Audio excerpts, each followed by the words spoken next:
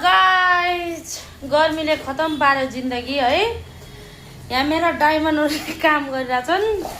पुरै गर्मी भएर रुम तातेर यस्तो भयो नि साथीहरु। त्यही भएर यहाँ रुममा पानी हालेर पुरै सफा गर्न लाग्यो।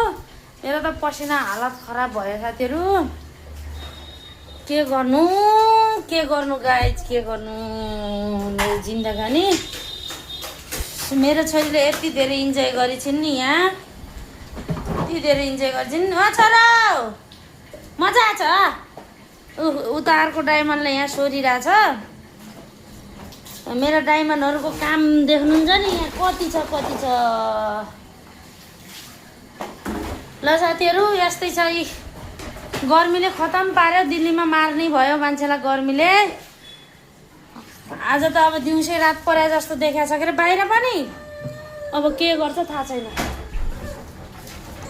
के भयो पानी सक्यो? म ल्याइदिन्छु ल।